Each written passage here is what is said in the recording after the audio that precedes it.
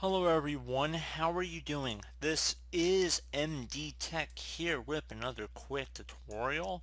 In today's tutorial, I'm going to show you guys how to hopefully go about resolving if you're having some serious startup issues on your Windows 10 computer. So whether you are experiencing a lot of black screens, boot loops, or it just seems to be infinite loading, and then perhaps you're greeted by a blue screen of all things. I'm going to show you guys how to hopefully resolve those issues as well as just general startup repair, could not repair your PC, errors along those lines as well. So the first thing we're going to do is kind of get everybody on the same page here.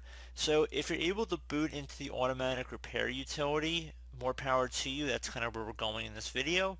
However, if you're unable to do that, and or there are some options that we're going to be going through this video that might be a little more challenging to actually do through the built-in Windows utility, you might want to consider booting your computer from a DVD or USB flash drive that has Windows 10 installed on it. So this would be called the Media Creation Utility, and it is provided for free through Microsoft's website. So you want to go ahead and make sure you download that just so you can kind of boot outside of the Windows environment, and that's what we're going to do in today's tutorial. Because even though it might look like the same built-in Windows troubleshooting that you might be greeted with startup repair and everything, this is going to be a little bit higher level in my opinion, so it's out of the Windows operating system and might be able to help repair some files that are broken within Windows.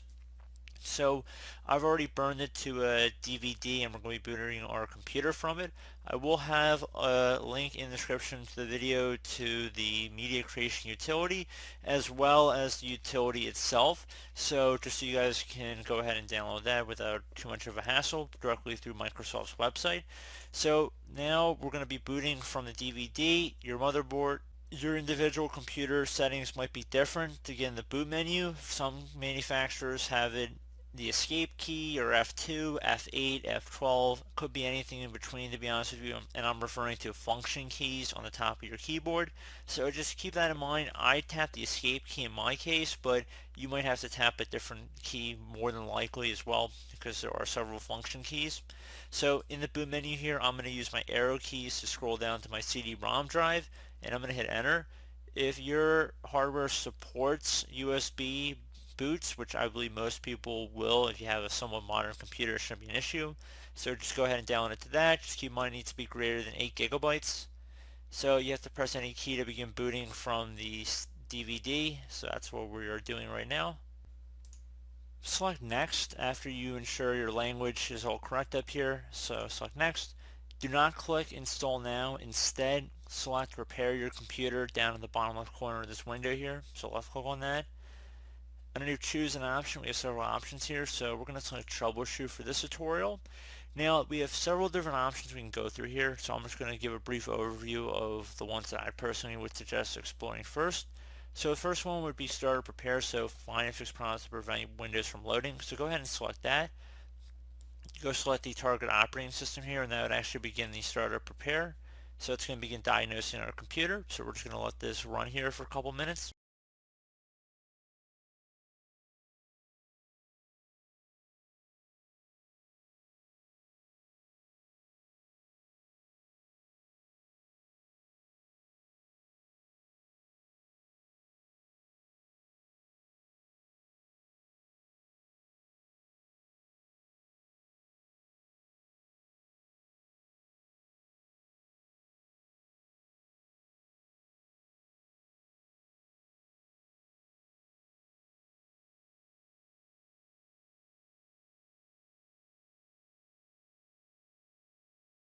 So I might not have been able to repair our PC. That's fine. Well, I mean, that's not fine, but we're going to go through other options in this video. So I'm going to select advanced options again. I'm going to select troubleshoot. And now we're also going to explore the system restore option. So use a restore point recorder on your PC to restore Windows. So go ahead and left click on that. We're going to select the target operating system here. So System Restore can help find and fix problems that might be making your computer run slowly or stop responding. System Restore does not affect any of your documents, pictures, or other personal data. Recently installed programs and drivers might be uninstalled. Go ahead and left click on Next. Now if you have any restore points saved on your computer, I would suggest selecting the most recently created one and then select Next, and then you're just going to go ahead and actually restore your computer back to this date. I found much success in doing this before with the system restore method, so I would highly implore you guys to go and try that and see if that works. If it doesn't, go boot right back into the utility that I have in the description of the video. Just rewatch part of the video if you want to go back to how we did that. But I'm just going to click on cancel right now, and we're going to go back to the troubleshooting options, because there's one more thing I would like to try here. And there's something else I'd like to try here, and that'd be to uninstall updates or remove recently installed quality or feature updates. So if you want to go ahead and uninstall quality or feature updates, I recommend trying that. I don't really want to go through that in this tutorial. Everything's pretty automated in this process, so you can try uninstalling a latest feature updates, or basically rolling back to the latest build of Windows, and different quality updates as well. So they seem to differentiate these two in this version of this utility. They've added and removed stuff from these advanced options over the years, so it doesn't really surprise me that they've changed it a little bit.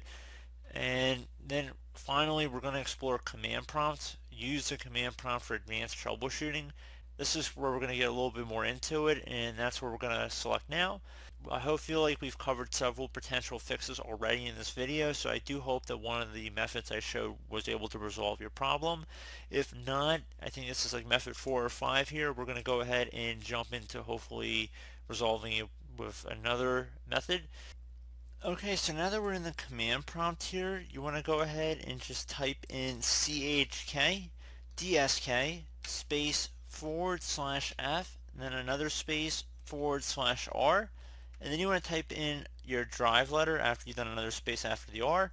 So whatever drive letter Windows is installed on, you want to just follow that up right here. So I'm just going to do a capital C because that's where Windows is installed on, followed by a colon. Please swap out this C with another letter if you know Windows is installed on another drive letter.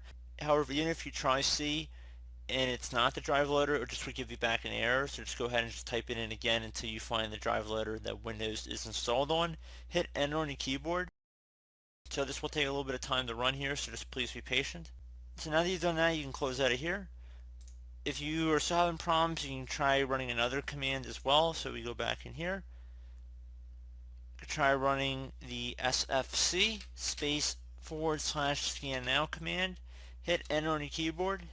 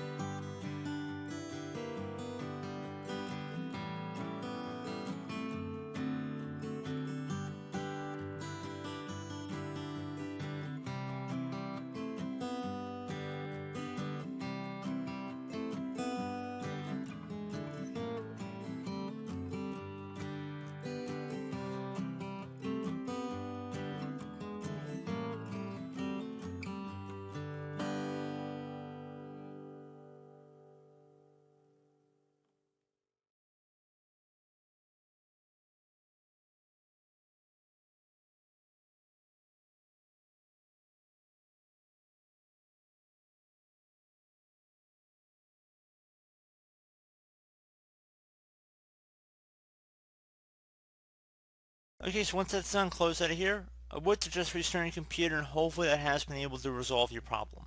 So as always, thank you guys for watching this brief tutorial. I do hope I was able to help you out, and I do look forward to catching you all in the next tutorial. Goodbye.